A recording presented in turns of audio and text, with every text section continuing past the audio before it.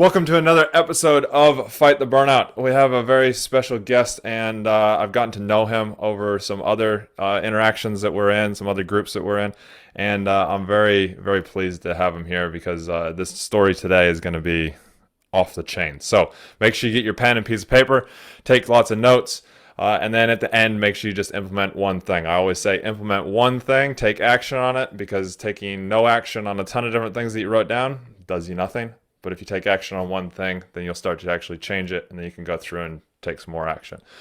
As usual, this episode is brought to you by Create From Why.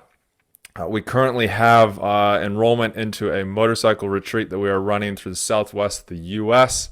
To take first responders and police officers and really get them to connect back in with who they truly are, so that they can love what they do again, or decide, hey, I don't love it, I'm going to go move on to something different. So I'm going to teach you all my tools, all my tricks, and we're all going to have a lot of fun off the back of motorcycles, and it's full VIP. So once you get there in Sedona, you pay nothing. If you want more information on that, go to createfromwhy.com/LIIT USA, and you'll find out more information there. Without further ado, though, we have Aaron today. We tried to pronounce his last name, and I tried to remember it, and he doesn't care, and I'll botch it up. So I'm just going to say Aaron. Aaron is a ex-police officer, tactical operator, SWAT operator, done everything under the sun, but then ended up sustaining an injury helping a state trooper. And so he's going to tell us a lot about that. It is a brain injury, so yeah, it's going to be some realness today. And we're lucky enough that he's willing and loves to tell his story. So, Aaron, without further ado, tell us a little bit about your backstory, your policing journey, and then ultimately up to having that injury that day. Yes, sir. First of all, I want to thank you for having me on your show. It's an honor for me. This is my mission in life now. So for me, I knew I wanted to be a Lansing police officer in the state of Michigan at the age of 7. At the age of 14, I became an explorer. At the age of 18, after I got out of high school, I became a cadet. They paid my college. And at 20, I was a cop. It was hilarious because I wasn't even old enough to buy my off-duty gun, nor could I buy the veterans beer after any of my calls because I wasn't old enough. And I was 5'8", so I looked like a tactical midget. It was hilarious. So I was living the dream as a police officer. My aspirations were always to be on SWAT. So when I hit 24, that's the first thing I did is I tried out for SWAT. I was fortunate enough to make the tactical team. I was on I was on the tactical team for 10 years. I was a police officer for 18 years. March 10th, 2014 at 16:48 hours. I had 12 minutes to go for the end of my shift. And we all know it's cops. I don't care if you're in the locker room with your underwear on. When a cop gets on the radio yelling that they need help, you go. I was in my Explorer. Unfortunately, my wife at the time was in the Explorer as well. She just flew back from the CDC. So we had a state trooper on the highway that was arresting somebody that was OUID. It was during rush hour traffic, and he was killing her. He was beating her to death. So I became complacent. I didn't wear my seatbelt. I've driven code 1,000 times, like every other officer had. Get up to the highway, and I was out of the car engaging, and I was hit at highway speeds. Went through my driver's side door, through the computer, out the passenger side door. I remember seeing the video a couple weeks later when I came to, and it was bad. But I ended up doing 10 months of brain rehab, 5 days a week, 6 hours a day. They tried to tell me that you're not going to go back, and I'd laugh, and I said, nope, nope, yeah, yes, I am. They had me on every antipsychotic medication you could imagine. I was told by the chief I'm going to be a guinea pig because they've never had this before. It was a non-duty injury, so the medications I were given, I had to take. And between the brain injury, between the medications, ultimately, it took me 2 years to get back, but every night I wanted to commit suicide. I would sit at the table every night crying. I ended up losing my wife. I lost my house. I lost my kids. I did make it back to work after 2 years, made it back on the road. made it back to SWAT just to prove everybody wrong. I went to the college and got hired to teach. 2 years later, I was medically retired. I had nothing. I had nothing. Everything was gone. I lost everything. I spent my first Christmas alone, my first Thanksgiving alone. Everything was gone. So life kind of dealt me a shit sandwich at that point, and that's how I looked at it at that point. When was this that you ended up getting medically retired? What year was that? August. It was August 16th, 2018. So what I decided to do is I told myself I sat at my table every night and I cried. I called it my temporary grave because I knew I was going to die there and they were going to find me there. And after I lost everybody and I had nobody left and I was medically retired, I told myself, that badge didn't make me. I made that badge and I'm going to do something. So I had a gut check and I told myself the world doesn't owe me anything. And you know what? It's so much more about Aaron Terrill. It's so much more about Aaron Terrill. And I said, if I took these meds the way I did to escape the horrors that I could no longer hide and compartmentalize because I had so many injuries to my brain, that means other officers were doing it. That means if I'm crying every night alone and I lost everything, other officers were doing it. So I told myself, I was put on this earth to be a father and a cop. So I said I had a self gut check. And I decided from that point on, I would do my journey until the day that I died, letting others know that they're not alone and they weren't monsters like I was. And I showed my video and it screwed me up and it did. But you know what? For me to go home and cry for 3 nights, who the hell cares? Because I could put a personal part behind showing my video. And that's the journey that I have until the day I die, which is, soon, unfortunately, because of my brain injury. But, I'm not going to stop until I can do everything I can to let every cop know, every first responder know, you're not alone. You're not alone. You're not a monster. You can make it. If I can do it, you can do it. And that's my mission in life. I love it, man. I love the turnaround. I love the story of the turnaround, and I will ask you about that here shortly. But I just want to rewind back to that night, and I know you said you're open booking that on it. So you're coding to this car. Was your wife in the car with you at the time? She was. She She was. So I was. take it she had her seatbelt on. She did. Yeah. So when I went through the driver's side, so we had these brand new SWAT Tahoes, and our SWAT commander was like, "Get out there and drive those damn things. You scratch them, I'll kill you." So of course I had one. It had 54 miles on it, and it was packed with 54, and it probably had 20 grand worth of equipment. And I'm just like, I'm a badass, man. It was great. All of our the road patrol, well, I called it. Then you have the dive club. They're not a team; they're a club. They go swimming together. Yeah. Same thing with the canine guys. They all have blue cars with no push bars, nothing.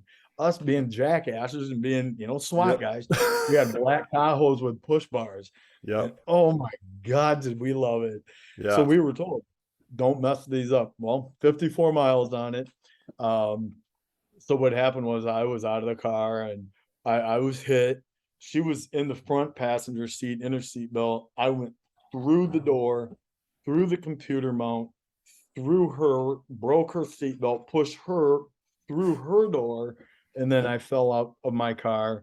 And I was trying to fight everybody looking for her because I didn't know what was going on. Yeah. And it was bad. I watched the video a couple weeks later when I could see, and it was bad. I'm curious. Was it going through an intersection or was it on the freeway driving that you then got hit by someone? It was going through an intersection, but it was an exit from the freeway. So the individual that hit me was coming off 496 westbound, coming off the ramp, had a green light to continue at 60 miles an hour. And I was just, Yeah, I can see where the complacency came in because obviously I know you would have been trained to slow down, but then there's an officer that's literally just about dead. And so I came right through it, and I've seen it happen. I've seen cop cars get rolled over from And getting it was my T-boned like fault, that. brother. You Yeah. know what? It was my fault because damn it, I had ridden code 1,000 times, Yep. and I was always that cop. I would fight other cops to get to the guy fighting the cop because that was a problem. But Yeah. you know what? I had that same stupid bull crap excuse. I'm not wearing my seatbelt because I want to get out of the car quicker. Well, you know Yeah. what? It almost killed me. Yeah. And I'm the first one to stand up and say, it's my fault. It's my fault. It's my fault. Mm. And I became complacent, and complacency Mm. kills. Yeah, yeah, definitely does, and that's one thing that at training they consistently say: complacency kills. Don't get complacent because you'll get yourself killed or somebody else. But Yep. anyways, it's what Yep. happened. We've learned from it, and I'm sure that Yep. I'm sure that it was used as a training experience, a training thing as well for new cadets and everything. Also, Oh, um, yes, it was. how Yes. did your wife sustain injuries? A lot. Yeah. So I don't remember anything until the next, it was a couple days before I remembered anything, but I do remember certain things. I loved my doctors and nurses because from other things, they saved my life. And I had good relationships with them. I remember being on the bed in the gurney and they were trying to take care of me. And there was a woman next to me. I didn't know who it was. And I looked at her, and excuse my language, but I said, where's my wife? Where's Jen at? It was my wife. So they didn't 4 point me because they were being nice out of Yep. respect. I ripped all my IVs out, and apparently they said I got up and I started laughing, and they did 4 point me, and I laughed and they said, "You think this is going to hold me?" And I ended up breaking it off, and I got up and I walked out, and they had to pull me in, and they didn't want to do it again. They ended up giving me, some stuff Drugs. to go Yeah. to sleep, but so she was injured. Somebody apparently, what I was told was they looked around in the trauma room and like, who the hell's bleeding? And my wife was like, "Oh, it's me. It's no big deal." They're like, "Well, why are you bleeding?" She goes, "I was in the car." And they're like, "You're in the car." So they took her blood pressure. She was like 220 over 180. She had Ooh. computer went through her legs. So I mean, she had monstrous gashes, and they told her out of courtesy, "You either get treated or they're going to force you." And she said, "Well, Mm. then you put me next to him," and they did, but Yeah. she never sought help mentally, Yeah. and she still Yeah. to this day is just Traumatized by it it all. yes, because she watched it. Yeah, Yeah. yeah. No, I bet. I bet. Um, I'm curious, what do you feel, or I know you've done a lot of work on this on yourself and that as well. What do you feel caused you to? Well, actually, let's go up first. What caused you to fight so hard to want to go back to the job? What caused me to fight so hard to want to go back is because I have a warrior's mindset.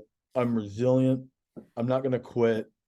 And if it happened to me, it pissed me off so bad that I don't want that to happen to somebody else. And what I went through, what I lost, it angered me, and it made me, because they would tell me all the time, "You're not going to go back," and I would always laugh and say, "Watch." Yeah. And it was. I don't want to say it was me trying to be tough. I was pissed somebody did that to a cop, and I had the anger. And I'm somebody, I don't quit. I take a challenge, and it'll either kill me or I'm going back. And I just there was nobody was telling me I wasn't going back. Then it just pissed me off, and Yeah. I proved the point. So That that's alpha, that's that where alpha, we're at. that alpha type, Yeah, especially the SWAT type, you've got yeah. to fight hard to get to those levels. So it's that fight in us. That's why we're called a-holes, and that Yeah.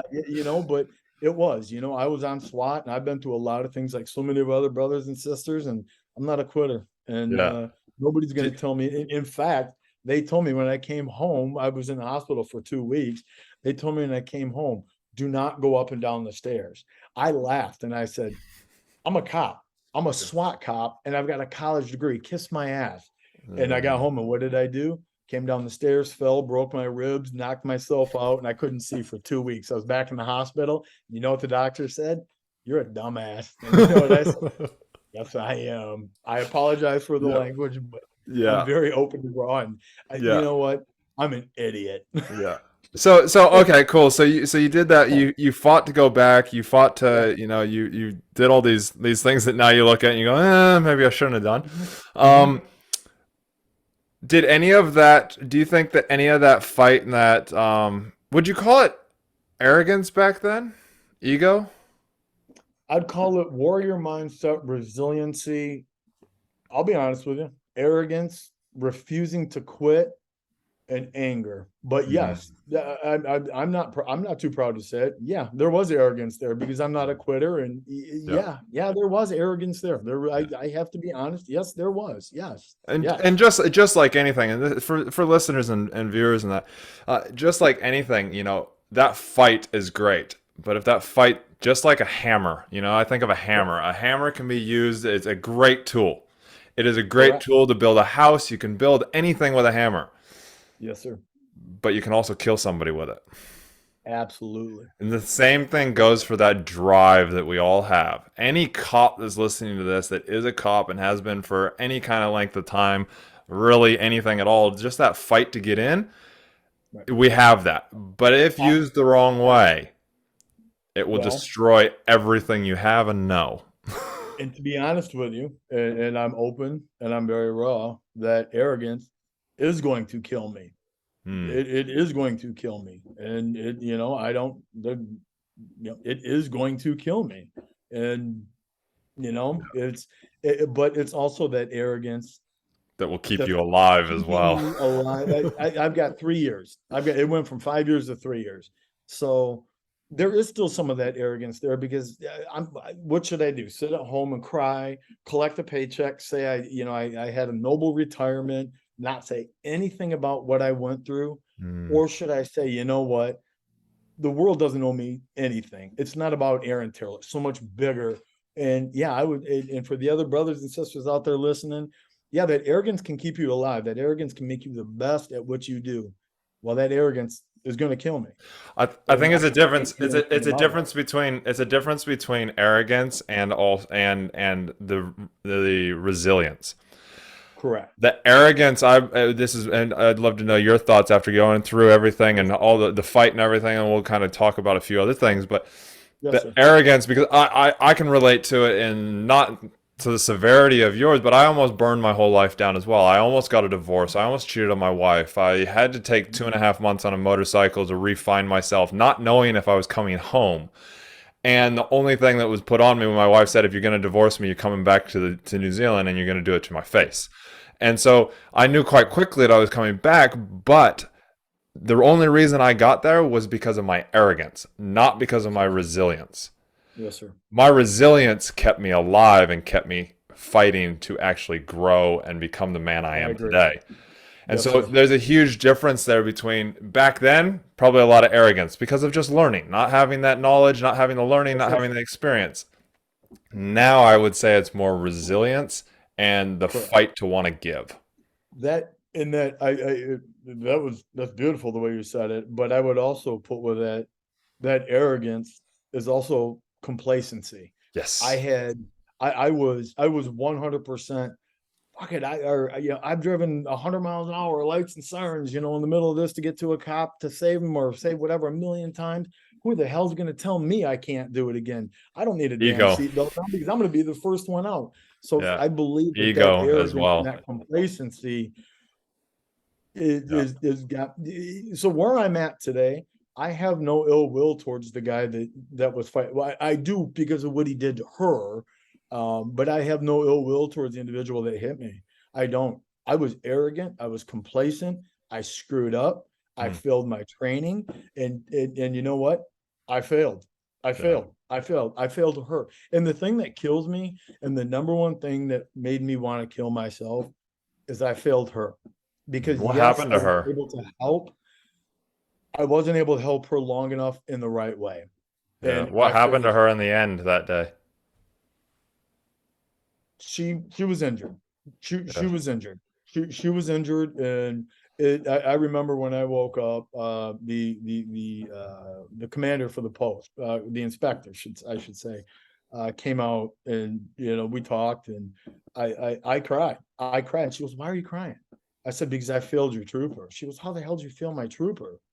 I said, because I helped her, but I should have been in the fight a lot longer. But I said I was too arrogant and too stupid and didn't think about what the hell I was doing.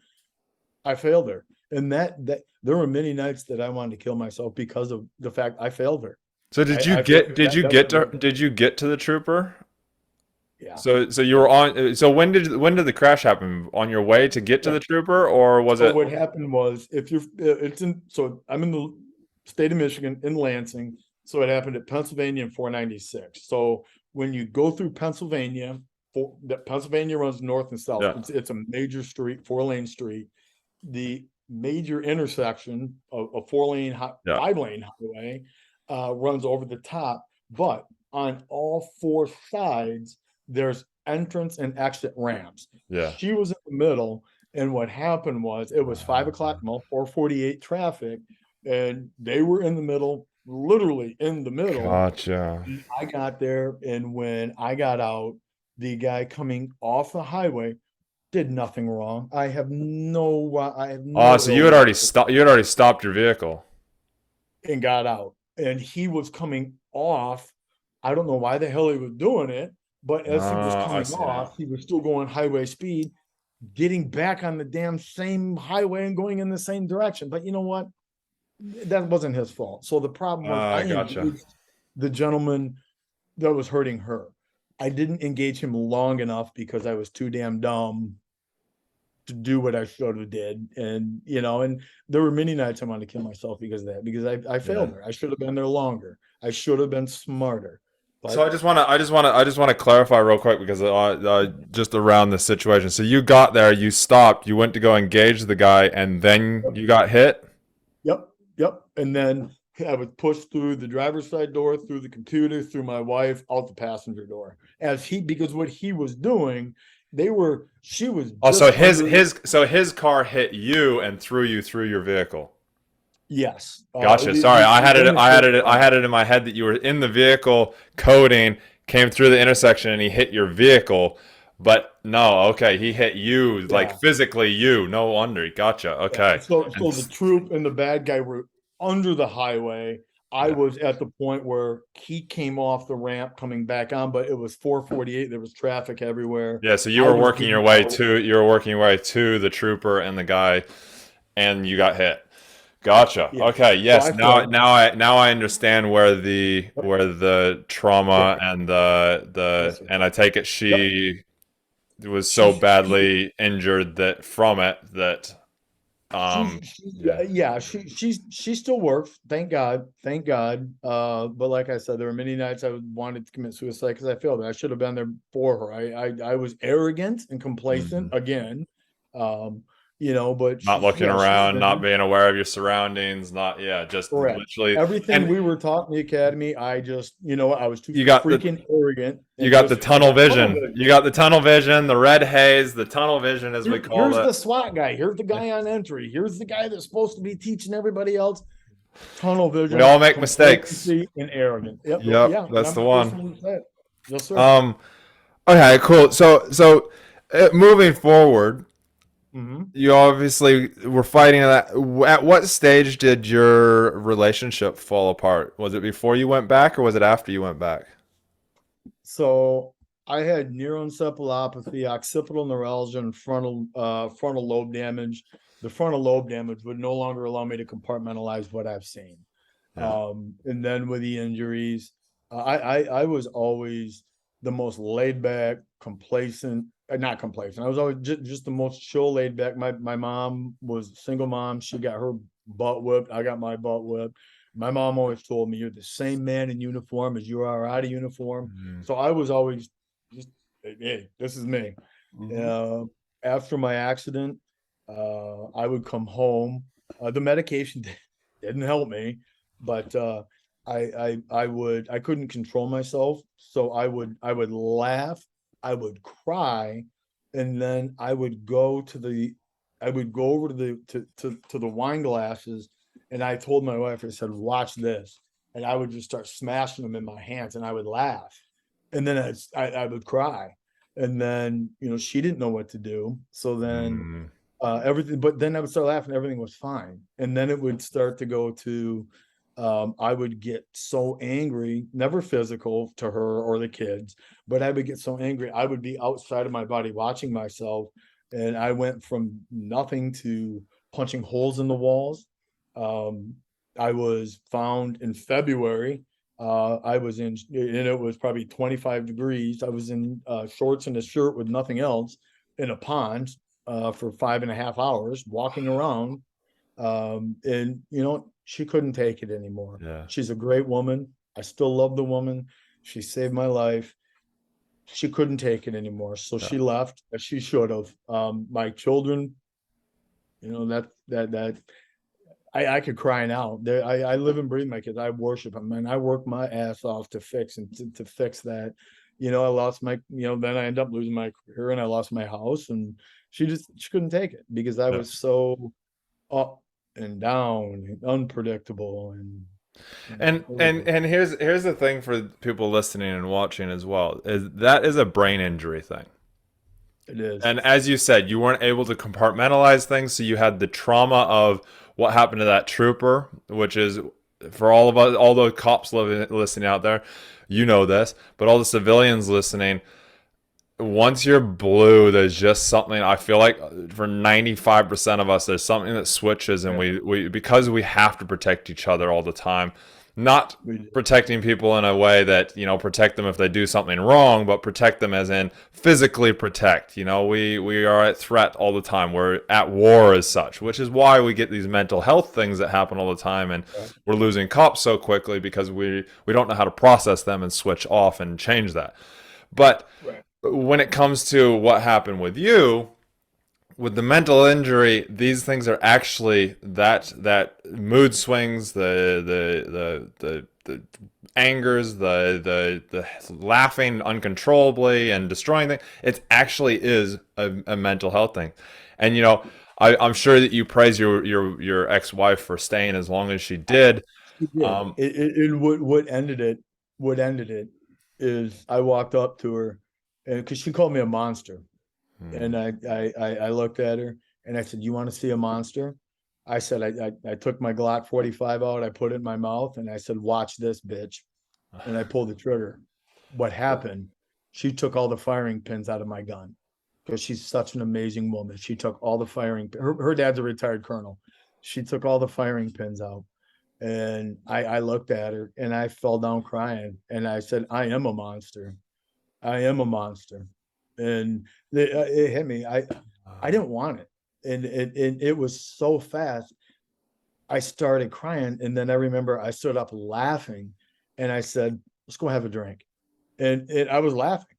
And it didn't even phase me any longer.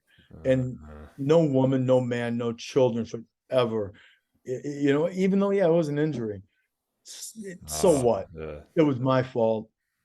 And yeah, that woman didn't deserve it. My kids didn't deserve it. And you know what? So, but that's why I do what I do now, because if I was exactly. doing that, I'm not afraid. It's not about Aaron Terrill. It's not. It's not. It's take a gut punch, suck it in, just swallow your pride. If I was doing that, then we've got other first responders doing it. And you know what? Even though I know that I'll die in 3 years, that means I'm blessed. I'm blessed because the good Lord, if he's real, he has blessed me with the ability not to sympathize, but to understand on so many levels. And I'm going to use every platform I can to let people know you're not a monster. You can make it just like I did. And that's why I'm here. It's not about me anymore. And it So never really was. So, Aaron, before we get into the gut check moment, because I want to know about that real Yeah. quick, I want to ask you, in that kind of situation, is there anything that could have been done that you feel you could have done differently with everything that was going on with the mental with Killed the myself. killed Killed yourself? myself. Hmm. Yes. Yes. Killed myself. So you reckon that Yes. would have made things better back then? Yes. 100%. Absolutely.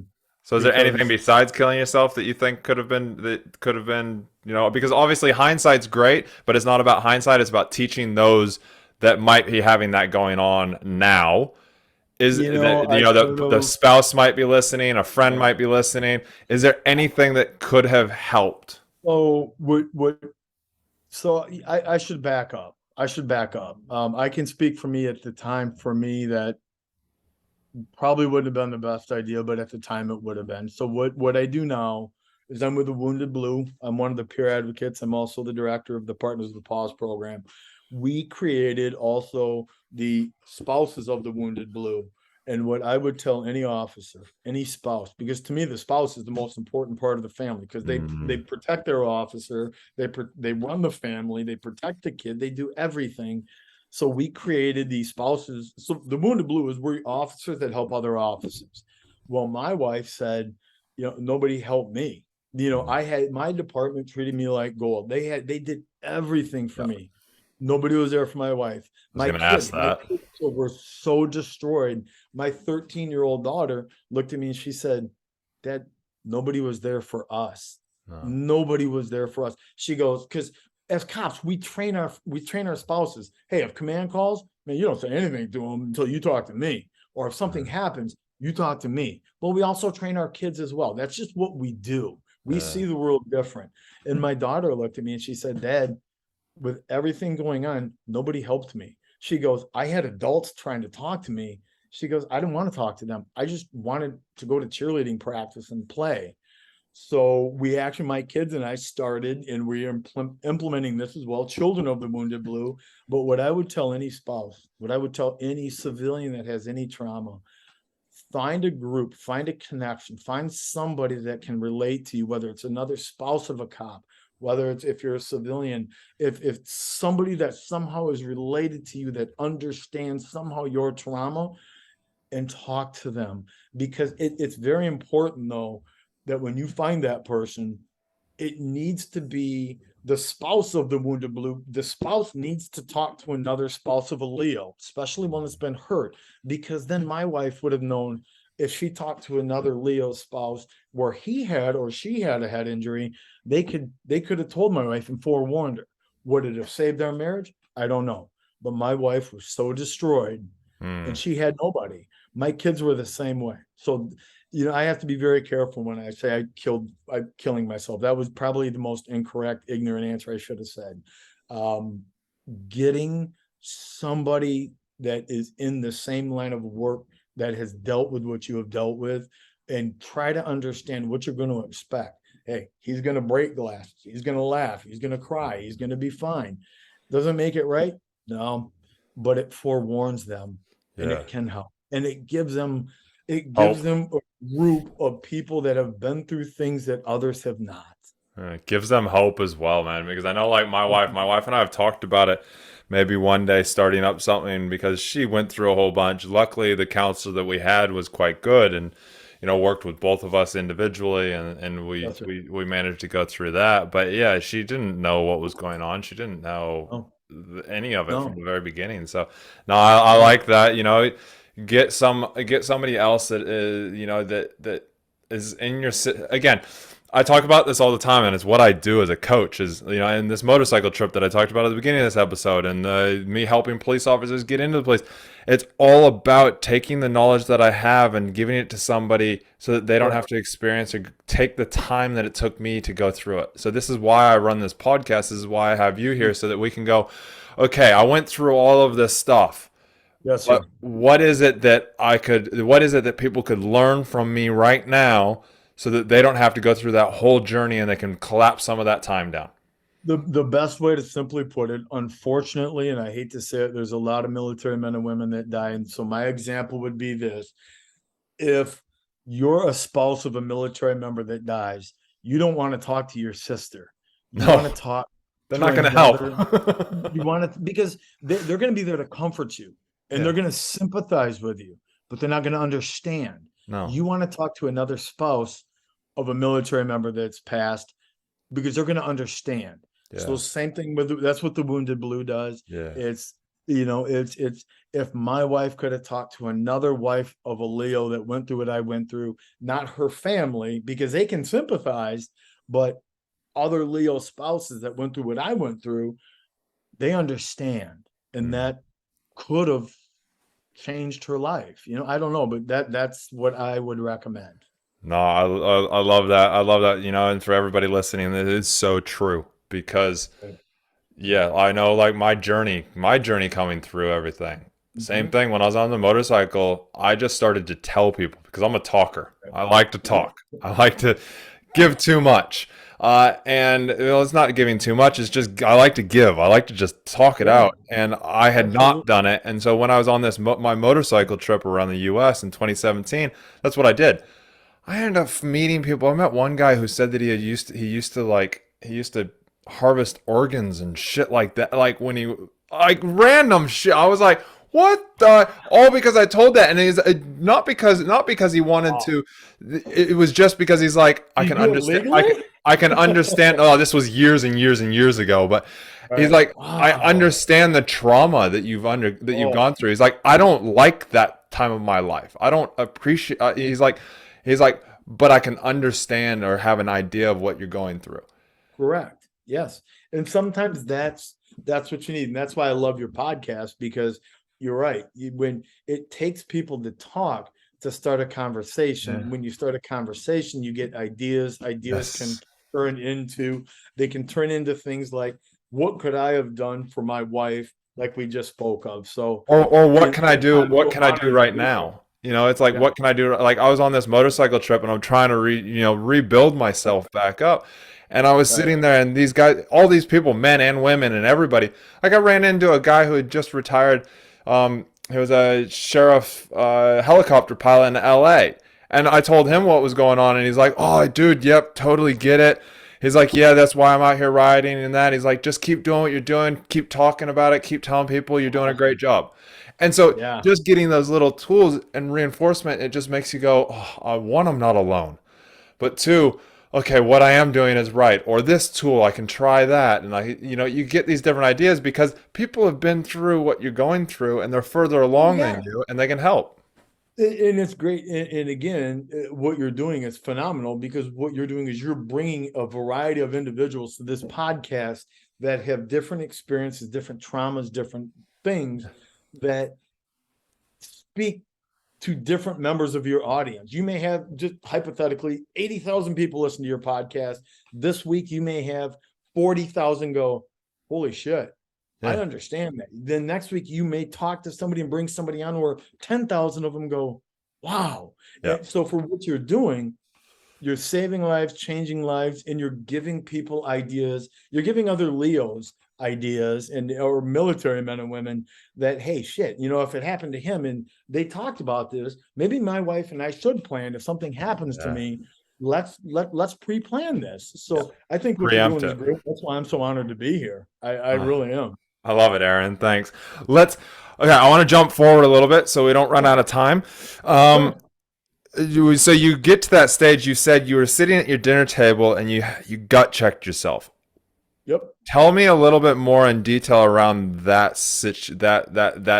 night, that day, whatever, whenever it was. Yep.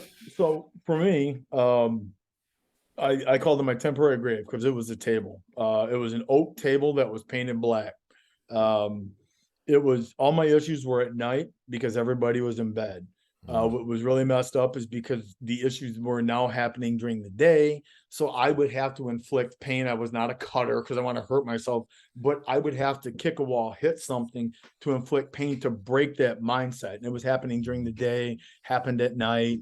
So I would sit at that table and I would cry and I would cry.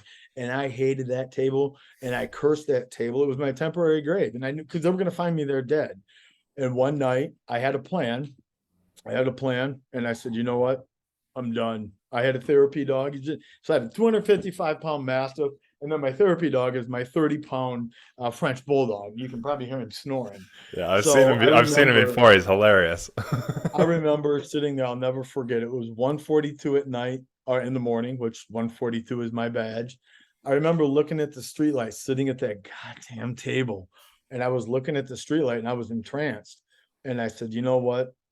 I'm going to take control back, and I'm going to take it back my Mm, way. Not realizing what I was going to do wasn't taking control back. It was me still being controlled. But I picked up my gun.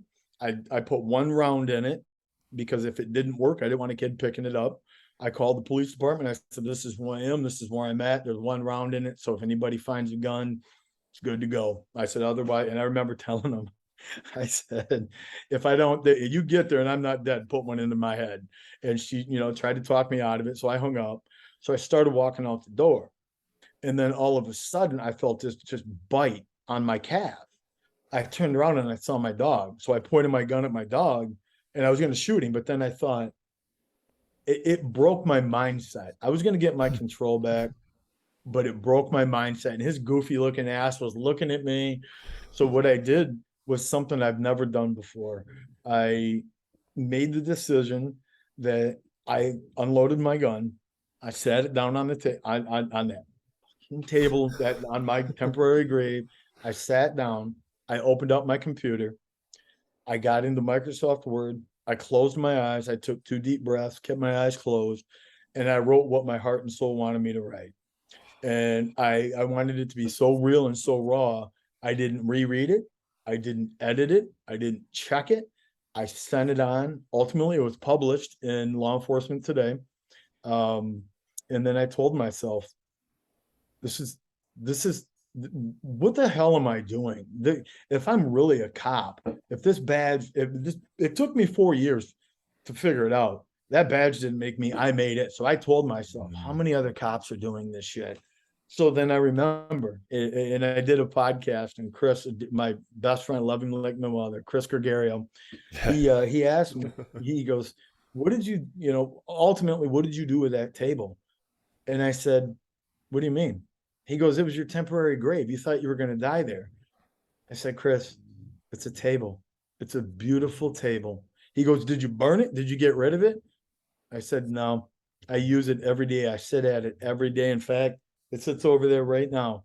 And I said, you know what that means to me? That's my trophy. It's nothing but a table. It's not a temporary grave. It's a fucking beautiful table. So that was my fire. And then I decided to join the Wounded Blue. And then I said, you know what? I could medically retire and be noble and hide all this shit and never tell anybody and draw a paycheck. Or I can actually be the one that made this badge, be the cop that I am. And I can suck up my pride, tell myself the world doesn't owe me shit. It doesn't owe me butterflies in my stomach. If I'm doing this, so many others are. And I said, from this day forward, this is what I'm going to do. And I sucked it up. And unfortunately, I sustained, I had my TBI and then 5 other closed head injuries from complications, but it just motivated me more because I had more issues, more problems. And I said, I called it another tool in my toolbox because that just means I always taught my recruits, you better know the difference between sympathize and understand. I can understand so many things with alcohol, over medicating, wanting to kill myself, head injuries, losing everything. I'm not proud of it, but it's my job. I owe it to my Leos to at least get out there, not glorify what I did, just to tell them you're not alone. You're not a monster. I'm alive. You can be alive too. And that's what I do until the day I die. I will do this every day. I love it, man. I absolutely love it. You can hear the passion in your voice now. You can hear the passion in the voice, today while we talk. Real quick, I just want to rewind back to that. You sat down at that computer, you typed everything out. What you typed it out, is that what you wanted? Is that what you said? I will tell you, I didn't think this can sound corny or not, but it's true. I closed my eyes, took 2 deep breaths, and what my heart and what my soul told me to type, that's what I typed. Yeah. Nothing I thought about, nothing pre-planned. Yeah. It was literally, and you can read it. It was published in Law Enforcement Today. If you go to Officer Aaron Terrill, nearly killed in an accident with Law Enforcement Today, you can read it. It is. I'm very to this day. I'm very, very real, open, honest, raw. This is who I am. If you don't like it, I'm sorry, but I will not change for anybody because that's my style. No, I love it. I love it, man. What I want to know though, because I haven't read it, but I'm going to, and we'll put a link actually in the description of this podcast as well for it. What I want to know though, just for listeners in that, what ended up coming out on it? Was it a vision of where you wanted to get to? Obviously, there's going to be a bit of a description. I take it in there about what happened and how you were feeling at that time. And then did it talk about the future? So what it was, it was so raw. It was 2 minutes and 12 seconds after I was going to commit suicide that I wrote it. It was there was me talking. I never reread it, so I never was able to edit it. I was never able to make sense out of it. I never even looked at it. But it was talking about losing everything, losing my family, losing my wife, wanting to kill myself. I said, it was 2 minutes, 12 seconds ago, I was going to kill myself. I decided not to. And I said in there, from this day forward, I will fight and I will fight and I will never quit. And that's what it was about. And it was a little kind of here, a little here, a little there, but it was 2 minutes and 12 seconds after I was going to kill myself. So it was about as raw and real and in the moment as it could ever be. There wasn't a lot in there about my future. It was me Making a saying, decision. from this day forward, I'm going to make a difference. And the reason I wanted to ask about that, Aaron, is because it is something that I train people on. It is something that I reiterate to people all the time, that I had trained on to me, and now I pass it on and train on to others. Is all of our lives, every single person's life is made up of decisions. Yes, sir. And when you make a decision, especially when you make a decision from an emotional state, from you put a physicality behind it, you put and here I'll walk you through exactly what you did and what I heard from my neuro-linguistic programming background side. You stopped, you physically changed your state by closing your eyes, taking big deep breaths. So you changed that physical state. Yes. Your emotional state, you were already in an emotional state because of what was going on. You changed that physical state, you shifted your focus, and then you took action. Yes. And I've never looked And then you put words to it, and once you put words to it, it puts all three together, and I shit you not, it is a superpower. And right there, you created such a state that you're still in it today. And that's the thing. And thank you so much for saying that. I've never looked back. I still keep that warrior mindset. I'm still the resiliency I have. I'm not afraid to die. I'm blessed. I am blessed that the good Lord has given me the opportunity to bear so many burdens and to be able to understand so many things, not sympathize, but understand. I am so motivated. If I were to kill myself, all of my peers that I've helped, I've given away 9 dogs. I've got 9 letters from, one of them was from one of the officers from the January 6th meeting. She was beaten so bad, her best friend died. I've got, you saved my life. This did this did that. If I were to kill myself because I feel sorry for myself, I have failed them, because then what's going to happen? They're going to say, well, shit, he told me to do this and to save my life. Now he just killed himself. I don't have the right to kill myself. I've lost the right to feel sorry about myself when I started to decide I'm going to help others. So you know what? I don't have a choice to kill myself, because I'm not going to fail those that I've helped. It's just not going to happen. It's not going to happen. It's amazing because you made a decision. You changed your physiology. You literally changed your. And I bet you, if somebody had done like real deep cell type, it would have seen a physiological change within your cellular tissue that night. Sir. And so I love the fact that you did that. And there's proven research out there from different universities and that around this. And so I love the fact that you did that. The reason I wanted to bring that up is because viewers and listeners, all of you, we can all do that. You can create that state within yourself. You put yourself into a physical state. You change your focus. You change your language. You will change everything. I learned all of this stuff from. I call him my mentor, but I just went to a few of his seminars, and I just finished a 36-hour thing over this last weekend as well. Tony Robbins. He talks about it. He talks about it all the time. And so it literally is a shift and a change. So I want to praise you for coming up and figuring that out on your own, and just driving from that sense. As we kind of wrap up here, I just want to say thank you, Aaron, so much. It's been an absolute honor.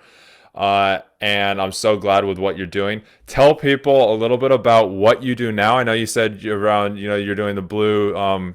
The um, wounded Blue. Yep. Wounded Blue Foundation and that. You're doing Yep. stuff with them. You also started up your own thing with Mhm. your therapy dogs. Tell us a little bit about that. So basically, I have a incurable progressive brain disease from all these head injuries that, I got a very short amount of time to go. So with that being said, it means I've got to get my ass in gear and I got to do something. So I became a peer advocate with the Wounded Blue. And then, I started thinking, okay, I want to do more. So I built a program, built from the ground up. And what I do is it's called the Partners with Paws program. And then what we do is I provide therapy dogs for officers at no cost. We have service dogs that we work with other organizations that we get to officers at no cost. So I'm doing that. And then recently, I want to put it as another tool in my toolbox. There is a company, it's a worldwide company called Stella. And what they do is they do SGB, which is stellate ganglion block, which is for PTSD. So what they do is they were approved by the FDA. They did 100 individuals. No, they did 83 individuals with 100% success rate. They basically give you an ultrasound on the neck. They find the ganglion nerve. They give you, they basically give it a paralytic, and it stops the fight or flight syndrome, and it stops the PTSD. So because I want it as another tool in my toolbox, I said, you know what? I'm going to do it. So I did it. The U.S. ambassador for the Stella company for partnerships called me and said, "Hey, read the story, see what you do. Do you want to talk to the U.S. ambassador for this program?" I said, "Absolutely." So the next day, the U.S. ambassador for the program called me and she said, "Hey, we read your story. We saw what you do. We know who you are. We know you've done this." She said, "I want to offer you the position of being the U.S. ambassador for the country for all first responders." She said, "Will you take it?"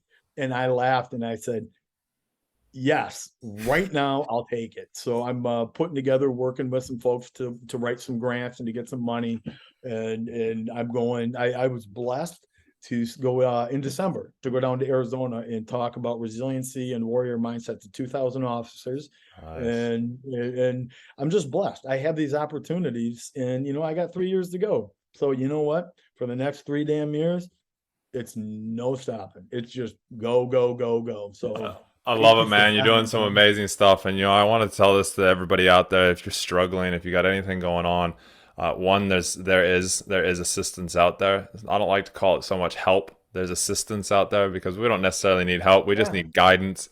Uh, My number, and man. Put my number out there, and please. as you can see with Aaron, he went from literally the bottom, was Mhm. literally walking outside to pull the trigger, and Yeah. next thing, his dog bites him. And he No shit. completely changes his life. He completely changes his Yeah. life. So, Yeah. you can do that, and look at him now. Look at everything that's going on. So I love that. Yeah. I know you sent me your email address. You got phone number there. Are those the best two ways for people to get in touch? Are you happy with we put them in the description down Oh below? God, yes. So it's my email address. It's my personal cell phone number. I don't give a crap if it's 2 in the morning. I don't care if it's Christmas Day. I'm so passionate. Call me, email me, do whatever you want. We can Zoom call, whatever the hell you want. And yes, God, please call me. And Hmm. I have access to things, or you know what? We can sit and shoot the shit and just talk, just talk, Yeah, I So love it. please, God, yes, call me I love it, man. I love anytime. it. I love it, Aaron. Well, thanks so much for that. I have one last question that I ask everybody. Listen, What would you say your top tip to self happiness is right now? to understand that the world isn't about Aaron Terrill and that I have the ability to take a shit situation and to do so many good things with it, and to realize the world doesn't owe me anything. And that's such a great thing because I owe the world and I owe my brothers and sisters everything. And to truly believe that, there's no better feeling. I That's love just it. such a great feeling, man. It really is. I love it, man. Well, thanks so much for being here, Aaron. It's been an absolute pleasure. It's been an honor, and I'm so glad you're still with us and you're doing everything Yes, that sir. you are. It's actually amazing. This has been I've really loved this interview. It's been amazing. Thanks, It's in brother. my top 10, top five Thanks, brother. actually. Um, Thanks, brother. I if appreciate not it, up brother. there in the top one or two. But Thanks, brother. it's been amazing. It's been good. There's some really good stuff. So for listeners and viewers, actually before I do that, Aaron, I Yes, always sir. do like to do this. Do you have any last words? I want to thank you for giving me the opportunity to continue my journey, and I want to thank you also for the opportunity that you're giving to everybody else. Just starting these conversations that get things talking, that can get people pre-planning things, and it's an honor for me to be on your podcast. I think you're a hell of a person, and I'm very honored. I think you're a hell of a person, man, and you're changing and saving lives. So thank you for having me. Thank you, Aaron. Thank you for the kind words. I appreciate it. So Absolutely, bro. So for all of those, so for you that's listening or watching, and if you're watching us on YouTube, I want to say we went through a lot of different stuff today. You can see the journey that Aaron's gone through. You can see the progress that he's made. You can see the different instant changes that he's done. It all comes down to the mind. It all comes down to the mindset. The decisions that you make are the decisions that you get. So the decisions you make, you get those outcomes. So just start to take those decisions. Take one or two things from today, and just start making a decision that you can implement them in. Schedule them into your life. Do that. Sit down and just type on the computer like Aaron Yeah. did, and Yeah. close your eyes. Take that big deep breath, those couple big deep breaths, and then just from your heart, just type everything out. You would be surprised. I do it quite regularly, actually, and you'd be Good. surprised. It's a form of journaling. So give that one a go and just do it and remember that state that you're in. Um, but as always, sponsored by Create From Why. If you, as Aaron said, reach out to him anytime. You can reach out to me anytime. Chris at knockingdemoncoaching.com. The knocking demon is that demon that's in our head, knocking all the time, trying to push us around. But guess what? We get to make choices and we get to make decisions to listen to him and then do what we choose with what he says or she says. So that's Chris at knockingdemoncoaching.com. And also remember, we do run programs in that as well. So I'd love to hear from you if you're interested in any of those at any time. Make sure you like, subscribe, give us a follow, and really make sure you give this a share. Give it a share to somebody because I know that you know someone that will get Yeah. something out of this. So till next time, guys, thank you very much, and we will talk again. Remember, my motto is train hard, test easy. That's not just physically, but more importantly, it's mentally.